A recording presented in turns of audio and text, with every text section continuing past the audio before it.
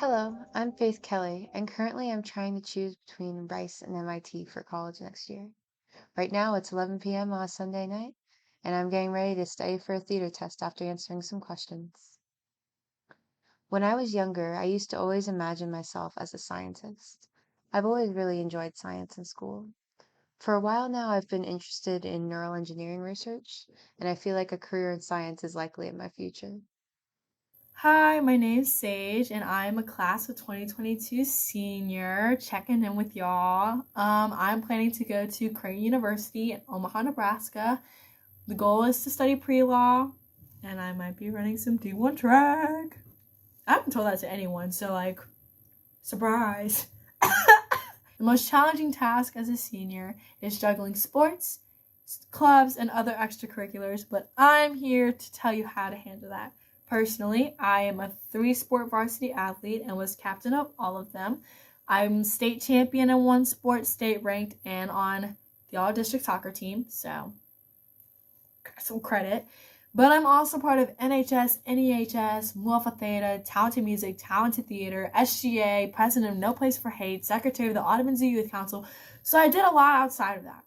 So how did I handle it?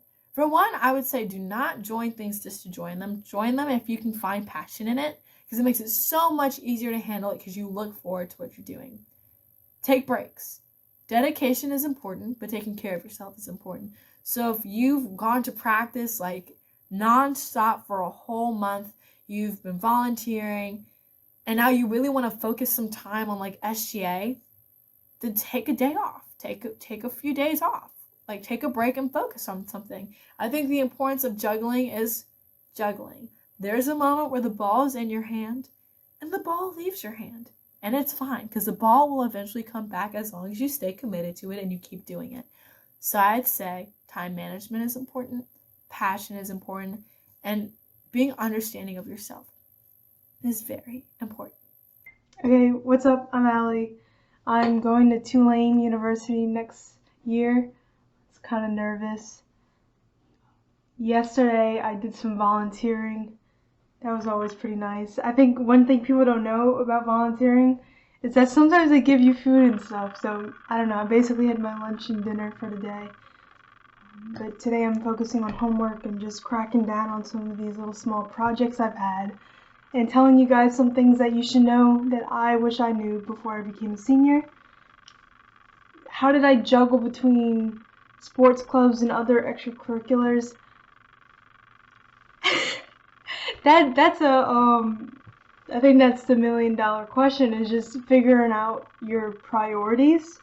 I know for me it was volunteering, but I guess I would be more of a case study because of COVID and the pandemic and Hurricane Ida. That was the only thing I could have done as a little 10th grader, and that's where I spent most of my hours poured into, was just going into the community and going to Second Harvest Food Bank and just doing almost child labor with the 12-hour shifts and stuff. That was rewarding to me, and that inevitably led to my passions in volunteerism and environmentalism. I know it's going to be different for everybody, but that was my number one. So I would just say the first thing is figuring out your priorities. The second thing would have to be your time. Oh my gosh, you need to have a calendar, and you need to make sure you don't say yes to everybody. But for the most part, do define boundaries. Define boundaries for yourself and your work. That way you don't start getting a mini burnouts like I did. And finally, I would say for the third one is keep telling yourself, fake it till you break it. Tell yourself that you love what you're doing, even when you're in these, art blocks. And even when you want to quit, or even when you want to burn out, you just know that's not really character development. Hey guys, I'm Annadelle from the class of 2022, and I haven't committed to any colleges yet, but I did get accepted into a few yesterday after I got rejected from 4 in a row. But you win some, you lose some. I wasn't that bothered by the rejections. The first question I have is, when should you start applying to college? So I started my junior year around like this time, like around March. So there was the Questbridge College Prep Scholars program that I applied to, and I got in. So basically they just helped me find like my school fit, so the size, location, demographics, financial aid, and that stuff. They help you like learn more about the process. And then there's Matriculate, which is a college advising program. So you get an advisor and they guide you through the entire process. And my advisor was from Stanford, and she was really helpful because it was like, I'm first generation, so the only person I have is my sister, and she was really bothered when I kept asking her questions. So I felt like the program is really good for people who don't have anyone like I did. So since I was a college prep scholar, I got an advantage in Questbridge's national college match, and that opens up in like June or July.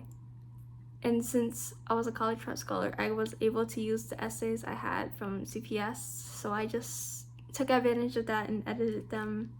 But I feel like if you like did the process normally, you should start writing your essays in summer anyway. It's better to do it early because the longer you drag it on, the less motivation you get. If you don't have enough, if you're a 10th grader, you're a 9th grader, and it's looking kind of bare, scant, here are some options. One, the literary rally. I did, for 12th grade, I did psychology. But maybe I should back up. So the literary rally is basically you go to, I think it's usually Nichols State University, and it's a paper test, and you're basically just assessing your knowledge on a course you are currently taking. And it's usually in the second semester. So if you did something in the first semester, and that was just a one semester course, I'm not sure you can take it. You would have to check in with Miss Hampton. But I did that in 9th grade for English 2 because Mr. Curran invited me. And that was great. That was my first award, was having that, I think it was 3rd or 2nd overall. If you're interested in that, but you haven't been selected, just go up to your teachers. Please, guys, stop being so afraid. Like, the teachers are not going to kill you if you ask them to do things. I know in 12th grade, I just did the psychology one. I didn't know if that teacher had already picked the psychology kid to go. She didn't know about it. So I was quickly just put in. And it wasn't that hard. It was super simple, and you place pretty easily if you know what you're doing. So that would be one. I would say another one is science fair. A lot of people are afraid of science fair. I'm not sure why. I've had friends in grades above me who have placed in it, and it's relatively easy since we do have very great teachers at Patrick Taylor who will provide you the resources and just train you throughout that whole process. It's not something you should be scared about. And if you want to stand out in your colleges, you have to show that you're assertive, that you're gonna strive for what you want. And what you want is, I don't know, for me, it would be success. It would be community service, so such things like that. I had national merit semifinalists. Again, that's what PSAT prep. If that's something you think you're capable of doing, then practice. NHD, National History Day, that's a great one too. This year, it was a clean sweep with Patrick Taylor in every category. We were a very strong team this year. I know Catherine got, first in paper. She's a junior. So it's not just a senior thing. I'm pretty sure sophomores can win. I know I won stuff when I was a junior. And I think just getting your feet wet in freshman year is a great way. You don't have to do it just a paper. You could do it a documentary. Personally, I think documentaries are very fun. I get to do a lot of research and edit video clips together and photos. There's also the group website or the individual website, etc. I've heard from my friends that the websites are very easy because there's not a lot of competition. And then there's just the normal trifold banner exhibit thing. Let's see, no place for hate art contests. So there's these art contests and these poetry contests. I know when I was in 10th grade COVID year, I just went around on the internet cruising and browsing for contests that I can apply for virtually, and that took me less than an hour, and my poetry submission got put in. It wasn't necessarily good, but it's something I could show to colleges that I have done something in the community, and it was published in a student poetry book. So my advice would be, if you don't know where to start, just search. There's plentiful opportunities online for you to start with if you don't want to do the science fair, National History Day, etc. Other things are sports, and that's about it with competitions. Hey y'all, it's Samantha from PT's graduating class of 2022. I plan on attending Southeastern Louisiana University come fall time. Recently, I've been busy with communicating with Southeastern, preparing everything for my freshman year as an undergrad student, doing dual enrollment work, regular school work, homework, housework, you name it, I'm doing it. But I'm taking time out of my very busy schedule to help underclassmen like yourselves by making this video to talk about things that you're going to be experiencing once you're a senior in high school and approaching graduation. I feel like students can best prepare themselves for the college transition by being organized and staying on top of deadlines starting early as high school or middle school even. If you stay on top of your deadlines, you're going to be more likely to be more responsible, which responsibility leads to success. Another thing that can help you with your transition is taking AP courses or dual enrollment courses. They're courses designed for college students or people who are willing to take that extra step. It might be hard at first, but trust me, you'll get the hang of it eventually. Lastly, try talking to kids who have started college already. They know everything firsthand because they're already on campus and they're taking those courses. Just reach out and ask them some questions. It can really help. All right. The most important thing to learn in high school is time management. It sounds silly, it sounds basic. It's so important. If you can't manage your time now, you're never gonna know how to manage your time. And like for a lot of people, like their moms will control their schedule and stuff. Don't. Be in charge of your own schedule. Buy yourself a planner, get on a Google Calendar, and be in charge of that, right? And like just set aside time when you can, know when you have that time, and do what you need to do in that time. Procrastination is so easy. It's literally so easy. But it has given me, at least, nothing but like subpar work and stress. It's not worth it. And then you don't learn how to manage your time. So just do the things you need to do when you have the time to do them, or else it's a nightmare. And just learn how to plan and how to schedule yourself. It is so helpful. It is just such a crucial tool, and you need to learn it now, because now is when you have the time to kind of mess up with it, right? Not in college when you realize you've like decided to take 2 classes at the same time or something. Like, learn now so that you have that tool. I think the most important thing you can learn in school is time priority. Please do not keep scrolling through your phone in class. I know you hear that from your teachers and your parents, but it's the truth. There's so many more things you could be doing in class, like actually paying attention. That's just a sign of respect. But if you have free time, if you're not really needing to pinpoint and focus on something, just start doing things for colleges, scholarships, contests, study. Like I don't know what to tell you. I know for me, I tend to put a lot on my plate, so I didn't get a lot of free time. So what I would do in classes is just write scholarships. And I know I'm not gonna rat anyone out, but they were also doing scholarships. And we rack up like that because we apply ourselves. So that would be one thing that you should do. Please just, oh my God, please don't go through TikTok. Oh my God. Hi, my name is Veronica Wynn, and I'm a class of 2022 senior. I just finished eating my birthday lunch, as today is March 20th, my birthday, and I'm still undecided on where I'm going to college, as I'm still waiting on decisions. My first question I'd like to answer is, what extracurriculars have you been involved in? And I would also like to add that whatever extracurriculars you choose to be involved in, I suggest you keep in mind quality over quantity. So try to build your interest in extracurriculars on what your interests are instead of just getting random positions in clubs that you think would fluff up your application. So some examples that I was involved in.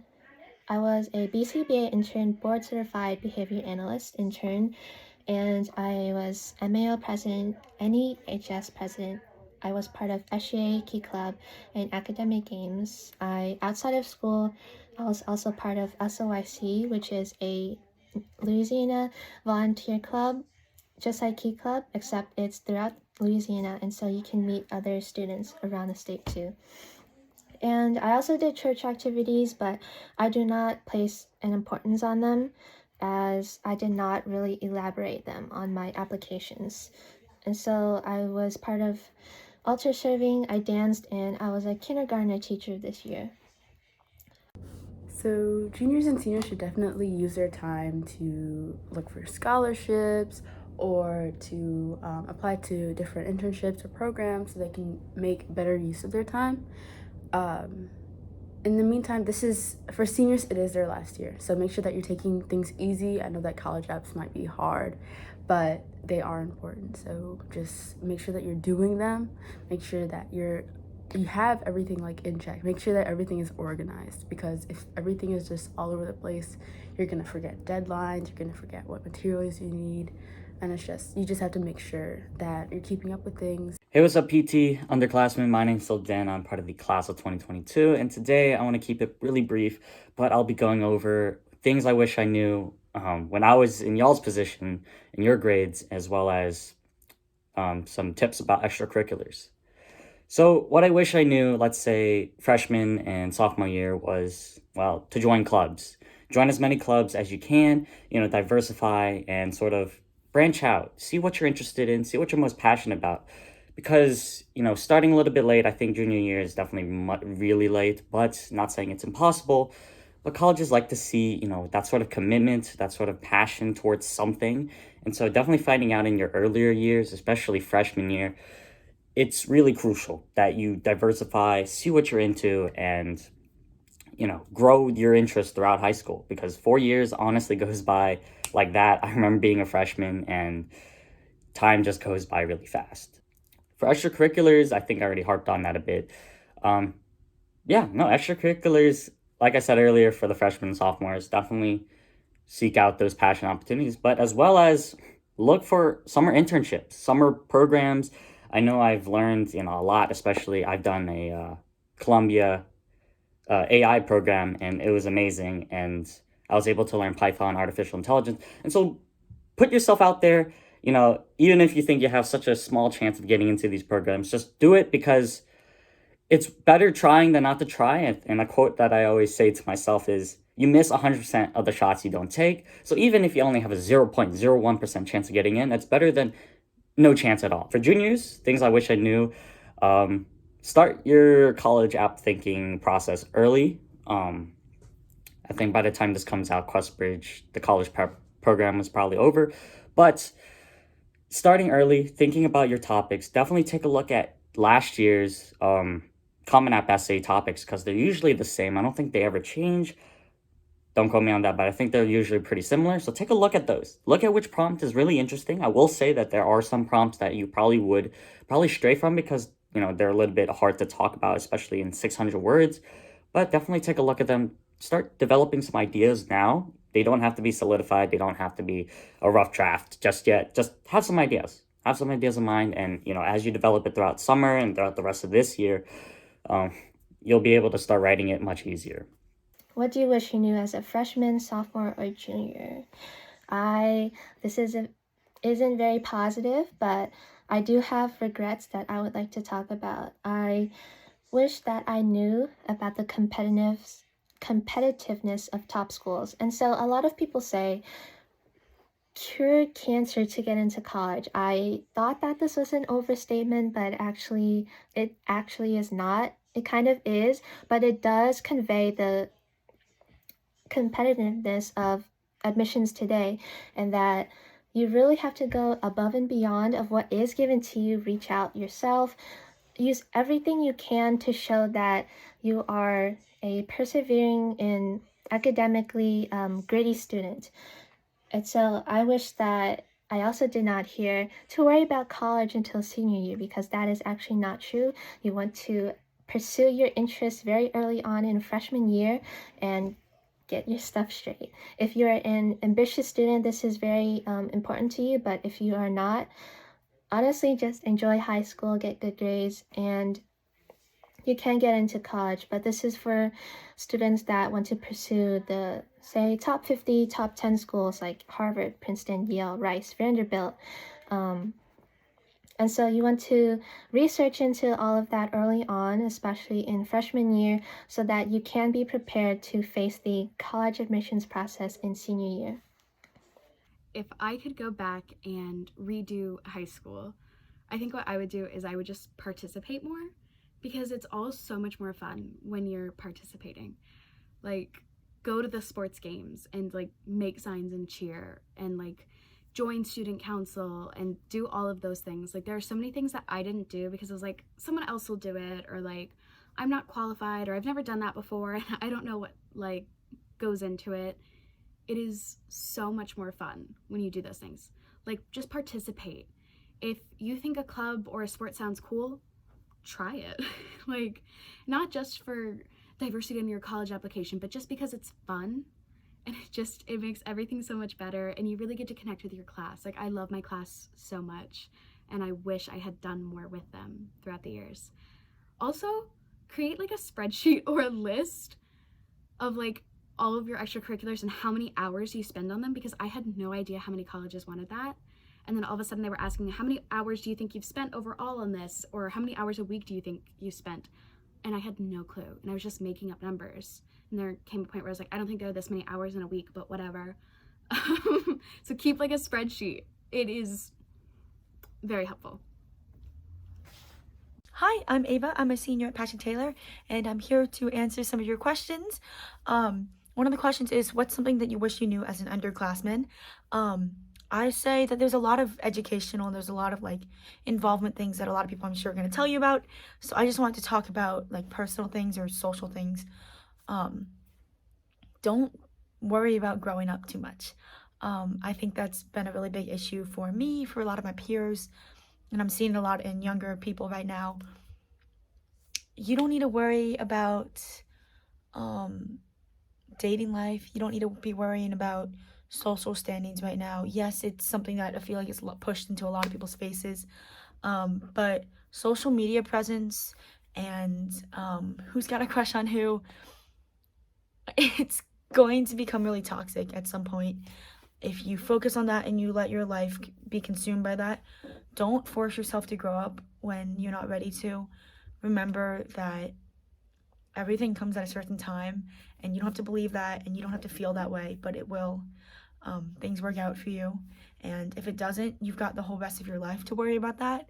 High school years, enjoy your life, enjoy your time with your friends, spend your life through your eyes and not through the camera. I think that was a really big issue for me, and it still is. I know I sound like your parent right now, but it genuinely, you don't need to document everything online. It's gonna come back and you're gonna regret it. Just let yourself be a child. It might feel like a lot of people around you don't want that, but I promise you, you don't need to grow up too early. You don't need to grow up too fast. Don't feel embarrassed for not doing things other people aren't. I know it's so much easier said than done. Just try to remind yourself that everyone moves at their own pace, and if your pace happens to be slower or faster than anyone else, don't feel ashamed. Don't feel pressured. I think that's great about our school. I feel like there's a little less pressure than like normal high schools, but obviously there's still some of that social pressure. Some things I wish people had told me when I was at Underclassmen: as a freshman, get involved. Not because you want to do it for a college resume. Get involved in the things that you enjoy. I'm involved in SGA right now. Really wish I had started that in freshman year. I really enjoy that. That's something that I really wish I had done earlier. There are a few clubs that I joined and I realized these aren't for me, so I dropped them. There's no shame in that. Don't stick with a club just because it's good for college. I promise you it's not going to be good for college if you just kind of half are in them, half are not. Be involved in the clubs you like. Don't just go to the meetings. Like, do things for them. Do the service hours. For sophomores, I really wish I had been told that I should go to more school events. Obviously, I was in sophomore year during COVID, so I couldn't do a lot of that. But before that, I would be like hesitant to go to like games or whatever. Like, I understand a lot of people can't drive to them, but if you can, go to them. Go support your friends. You can make a lot of cool friends during that. Not just friends, but like you can really like involve yourself in the school and form stronger bonds with people. You know, you bond a lot watching that soccer game for like 3 hours outside. What else? Junior, don't stress about college. Yeah, you can think about it. It can be in the back of your mind. Don't let it consume your mind. You're a junior. Spend your time. Enjoy your time. You're what, 16, 17? Don't let it consume your mind. It's only going to hurt more in the future. Don't worry about that until summer before senior year. You can think about it. You can maybe make a list. Don't start writing essays. Don't do that until your classes or Miss Warren assigns it. It's just going to hurt you in the long run. It will all work out. I promise you that from the bottom of my heart. It doesn't feel like it will, but it will. Yes, and make sure you find your group of people. Find the people that fit you. They will be there for you when your family isn't able to, when your teachers aren't able to. Something that is really difficult is I feel like as students and seniors in high school, not only during the pandemic, not only during whatever issues you have in life, your friends are there who can support you and can understand those things. No one else can understand you like people at the same school in the same environment as you with the same friends. Those are the people that are able to understand you. So make sure you choose them wisely. They will be your rock. And yes. So juniors and seniors should definitely use their time to look for scholarships or to apply to different internships or programs so they can make better use of their time. In the meantime, this is, for seniors, it is their last year. So make sure that you're taking things easy. I know that college apps might be hard, but they are important. So just make sure that you're doing them. Make sure that you have everything like in check. Make sure that everything is organized, because if everything is just all over the place, you're gonna forget deadlines, you're gonna forget what materials you need, and you just have to make sure that you're keeping up with things. The most challenging task as a senior is figuring out what you should do this summer before your senior year. Admittedly, we all love to go to the beach and have fun the summer before, just any summer. However, your junior year is arguably the most important year going on to your college applications. So you should make the best of your last part of junior year. So I would say use it as an opportunity to work and make money, volunteer, find an internship, do something that specifies like to the major you're interested in to help, I guess, appeal to the colleges you're applying to. I would say by the end of your junior year, you should have picked 5 to 8 colleges you want to apply to. Sometimes you know there is one you are going to go to, you know you'll make it in, that's the one you want. But I would say always find cushion colleges that might be more affordable, that you still like, so you have options and opportunities, because sometimes college is a raffle and you want to be prepared for it. I would say over that summer, finalize your Common App essay. Usually they use the same prompts from previous years. They are out right at the beginning of summer. Getting that essay out of the way is such a big weight off your chest, because that's when you're talking about who you are. And personally, talking about who I was really hard. So getting that done over the summer, getting it edited, easiest thing you can do. I also would say do your Common App. Like, you don't have to submit any applications.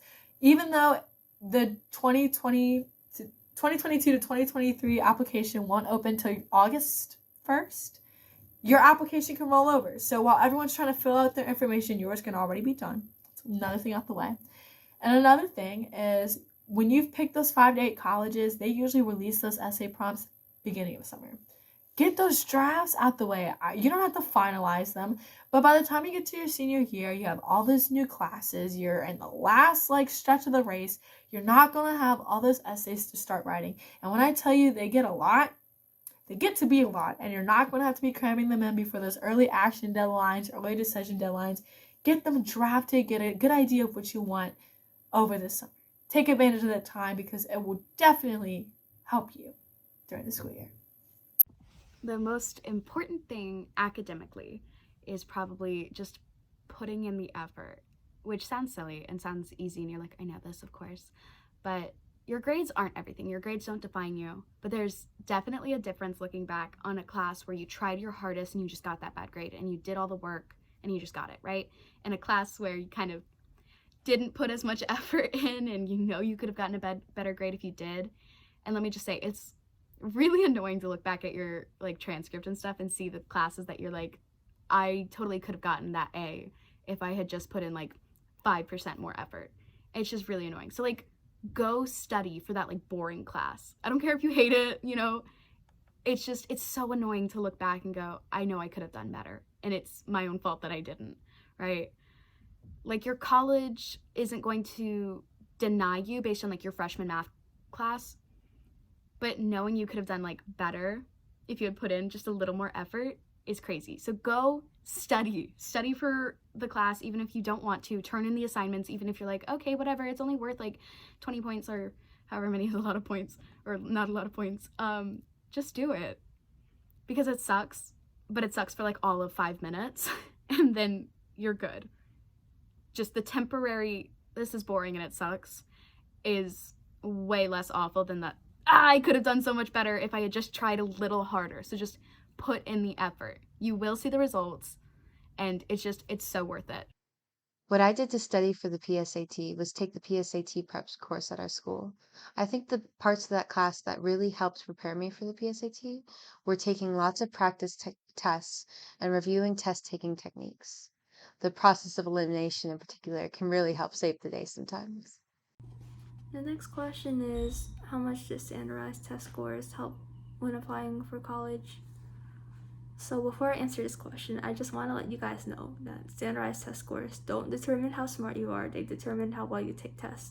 And that's why the prep classes we have, they continuously make you do tests, because they're preparing you for the test structure and not the actual content. But I got a 31 on my ACT, and I was happy with that score, so I didn't take the SAT or do the ACT again until they forced me to. But most colleges are test optional, and they'll stay like that for like until 2024, 2025, I think. But just because they're test optional doesn't mean that you should be like, I don't need a good score to get into college, because even though it's not required, they still consider ACT scores or SAT scores, and they give you an edge over people who don't submit your scores.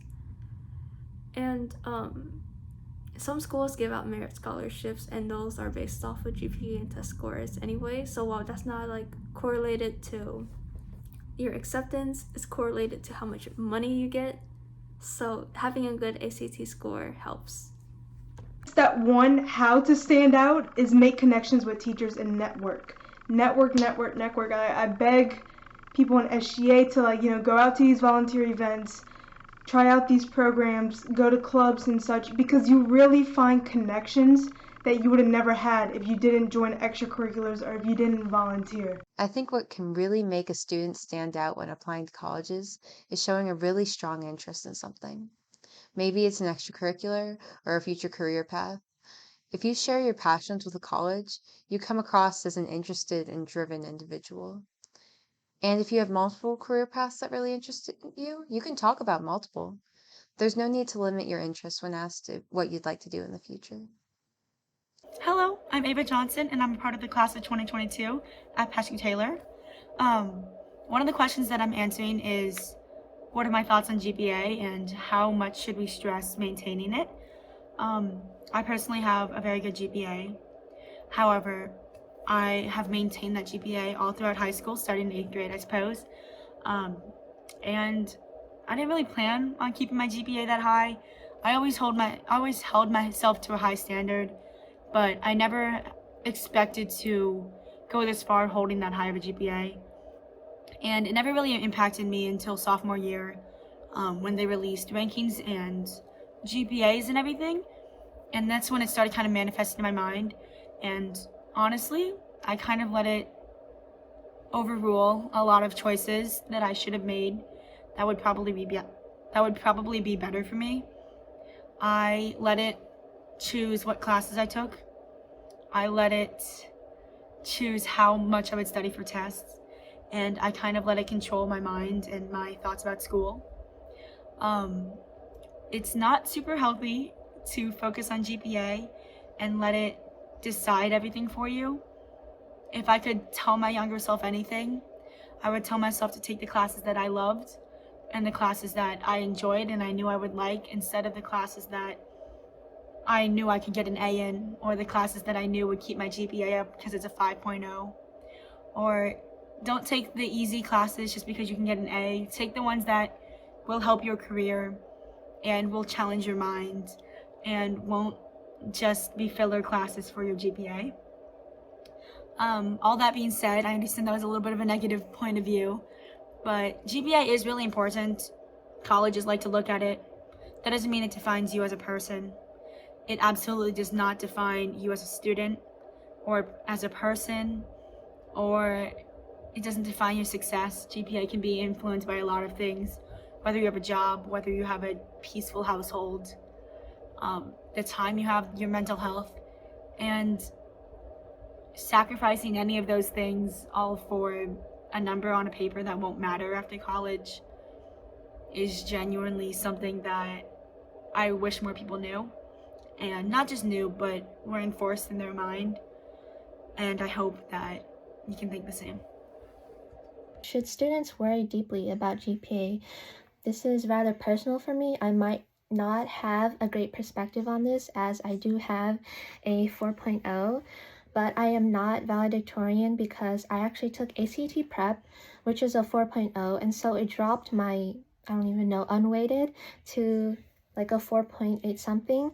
And so I fell out of the Val runnings, but I did choose to take the ACT prep course, and ultimately it does not matter, especially in your college applications, because I am still in the top 10%, and that's really what they're looking for, as long as you meet that statistic or competitive measurement, as long as you can convey other parts of yourself throughout your application, through your essays, and many other factors that are involved, I think that you should not stress over this. As of today, I still do kind of regret my decision to go out of Val runnings. I really don't care at this point.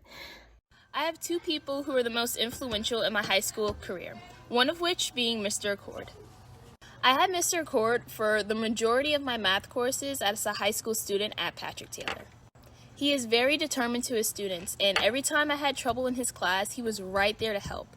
Even when I was crying, laughing, or just crying in his class, he was always there to help and extend a hand. He's very dedicated to his students, and teachers like that are hard to come by. Not only did Mr. Accord help me with math, he helped me with life by teaching me if I keep on pushing on and trying and trying and trying again, eventually I'll get the outcome I desire. So I'd like to thank Mr. Accord again for being the most helpful in my math courses and one of the most influential people in my high school career and probably in my life. The second most influential person in my high school career would be my second school, Coulier Career Center's principal, Mr. Williams. Mr. Williams was very influential by always being there when we needed him. He always had his door open and was always walking around campus. He's seen me as leadership material and helped me to take charge of who I am and who I want to be in the future. By believing in me and supporting me, he's helped me reach these eye-opening opportunities to help me further pursue careers that I might be interested in the medical field and in communications. He's an example for all students at Coulier and all students in Jefferson Parish to look at and see someone who is dedicated, determined, and resourceful. So I'd like to thank Mr. Williams for being someone very important to my high school life. Question 3, why do you think you were chosen for the PT scholarship? Again, wrapping back to the extracurriculars that I was involved in, talking about this quality over quantity piece of advice, I believe that what I was chosen for was my passion in neuroscience specifically. And so knowing these variety of subjects surrounding neuroscience and displaying my passion in this throughout my essays, I actually built my profile around what I do currently and in the past and what I intend to do in my future. For example, all of my activities. I organized service events that revolved around helping these autism community nonprofits. And so doing this, I also build experience. And so I can talk about this more through my extracurriculars and through additional research, why I am passionate in neuroscience. And so say you are very into computer science, you can convey that you are an all-around student, but remember to also produce this spike about you, that you are this computer science person and what is unique about this. And so why I got this scholarship, basically convey who you are very, very specifically about your interests, because they are the most important things about being yourself, being a human, is that each of us have different interests. And so whenever we talk to other people, this is why they say, wow, that is very interesting, because one of the most important things that makes us human are our interests, and that is already very interesting.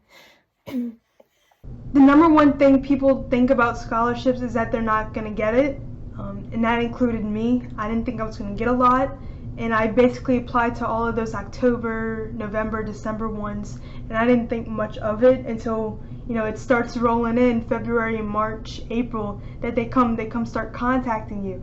So again, just believe in yourself, do as much as you can in high school, and having everything prepared and ready for scholarships is so good too. I have a Google Doc where I had, how many years I did this, or what awards did I get here, and what time, and how many volunteer hours I done at location A or B. And just literally copy and pasting that, having a strong essay and being able to just, tweak it so it meets the word count. It would not take me long to do scholarships. Okay, which is better, AP or dual enrollment? Now, I might be biased, but I'm definitely going with dual enrollment courses.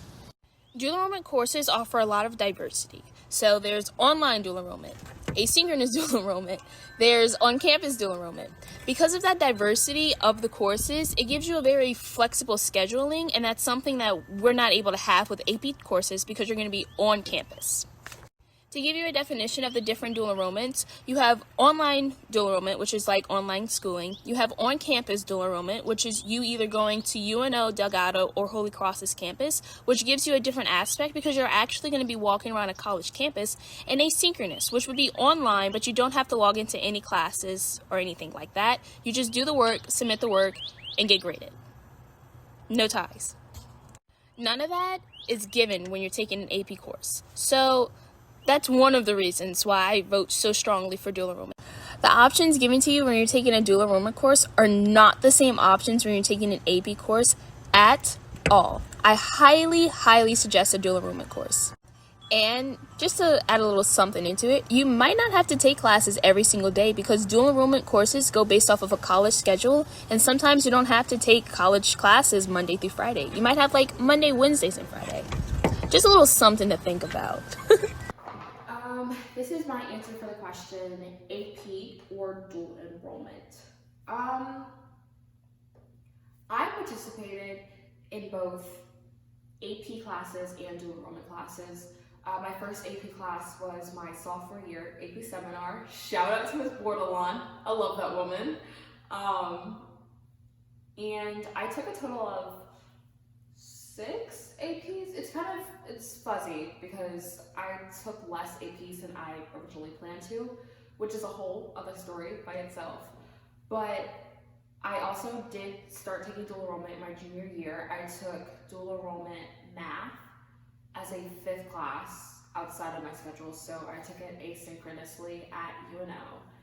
And I also take dual enrollment this year as a senior with theater, and I took Calculus 1 last semester, and this semester I am taking an epidemiology class and a health promotions and foundations class.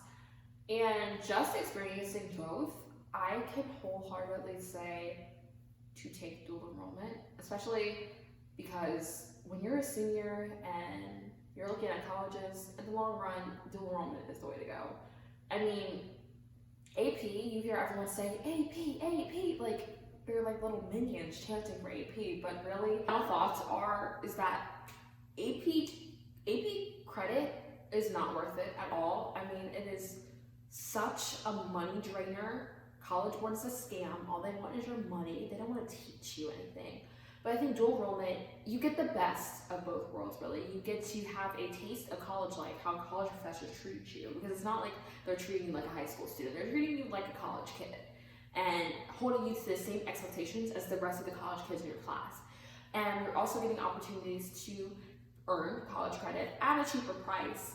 And, you know, in the long run, it's more effective for you because dual enrollment credit is universal everywhere. At A, B, and C college versus X, Y, and Z college, they're gonna take the dual enrollment credit rather than with the AP credit, ABC college may not take it, but X, Y, Z college may not take it. So I think if you'd asked me freshman year, I would have said AP, but coming up in my senior year and finishing my senior year off, I think dual enrollment was such a better use of my time, and I wish I would have spent more efforts and money on the dual enrollment side of things rather than the AP side of things. And I think the stigma towards DE classes is that they're way more easier.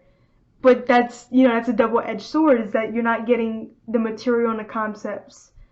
Otherwise, AP is way more intense for some classes. AP Calc. I know some of my Calc 1 DE friends, they passed with an A, they cruised by, they understood the concept. AP Calc, you struggle, but then you also get a more wide scope knowledge of calculus, that if you're planning on taking a math major, AP Calc is tremendously better. Hi, I'm Zoe, and I am a senior graduating this year in the year of 2022. Now, the question is early release worth it? I have to say yes, because you can leave earlier, you get to go home, you get to finish your homework a lot faster, you don't have to take as many classes. If you have a job, you can, you know, start earlier so you don't have to like stay up as late. You can make money. So yeah, it is worth it. Yep. I was asked, is it worth it taking early release and dual enrollment classes? And I'm just letting you guys know, last semester I had 4 classes, okay? That was the most tiring thing for me ever. It is so tiring, especially even if it's they're free classes in your day. I had PE, I had art, they were really easy classes. And now I only take 2 classes at school and I do early release. It is so much easier, guys. It is so worth it. You don't even look, I don't take dual enrollment classes, but if you do, I would suggest the web ones, because you can take your own, it's your own pace and everything. You have deadlines, but it's you don't need to show up to a class. It's you do the online assignments. It is so easier, and it is so worth it. Because just going home and being able to do whatever you want for the rest of the day. I used to get out at 4, right? 3:35, 15-minute drive. At 3:50, I would be getting home. And sometimes I would have to get gas. Sometimes I would get food or something. And it's you only have 6 or 5 hours and you gotta go to bed. I go home at 12 now, right? And it's sometimes after school, I would want to do something with my friends. So it's I would get home at 7, 6:30 sometimes. Now, if I would do something with my friends, I get home at 2. I have basically my entire day to do whatever I want. You get a job. You can take those web classes. It's really easy. Just because you do everything on your own, right? You have the deadline, sure. But it still is you don't have to go to a class every day. Or you just literally go home and take a nap. I take a nap almost every day, guys. It is so nice. As a class of 2022 senior, I do know that high school is very difficult to get through, and it's important to build those stable foundations early on in middle school, honestly, or freshman year, so that you can, when you do face laziness or hardships or struggles in your senior year, junior year, sophomore year, you can still get back up because you've built those disciplines early on. And especially, I want to mention your mental health is the most important thing here, because I believe that my mental health did carry me throughout the early stages of high school, and then I started to realize that I did not take care of myself, and so this really affects your performance, your attitude in school, and everything you do. And so I want you all to remember to put your mental health first and foremost. Thank you. As a class of 2022 senior, I know that time goes by really, really fast. We are in some of the most defining moments of our lives. So my advice to you, 1, endure the struggles, because those struggles are going to help you gain your own strength. 2, embrace the moment, because you're going to look back and you're going to wonder where the time went. And the third thing, which is probably the most cliche, but the most important, don't sweat the small stuff. The things you're worried about now, you won't even think about in the future. I know it may seem like you're a long way from your own senior year, but it's just around the corner. Take my advice, and I can't wait to see what you guys do in the future. I love y'all, and this is Sam Sims, class of 2022, signing out. Underclassmen, this is my little take on college advice. If you have any other questions, you can always reach out to me. I'll put my email right here. So reach out to me if you ever need any questions, and yeah, good luck on college admissions and your future endeavors. As a class of 2022 senior, I know my classmates are going to do wonderful things. As a class of 22 senior, I know that life can get difficult really fast. Some weeks it's super easy, and in other weeks you're just plagued with a lot of work. It's just so much for kids at such a young age to handle that it's very important to be grounded and understanding of the world around you and how to take action and when to not take action, when to ask for help, As a class of 2022 senior, I know that what you put in is what you get out. I am not going to be lighthearted and say that senior year was easy, because it was not. It was really hard. I think it was the hardest year for me mentally, and that's coming from someone who's an overachiever and was pushing through every year. But I would do it all over again, because putting that work in to get you to reap those rewards is worth it. I would say do find ways to prioritize your mental health, but also remember sometimes the only way out is through. So when it gets hard, remember that at the end of the day, that hard work is going to get you somewhere, and it's going to get you to your goals. Whether it not be to college, whether it be to an Ivy League, what you put in is what you're going to get out, and it'll be what you deserve. Yeah, girl boss, I don't really know how else to end that. Yeah, okay, goodbye.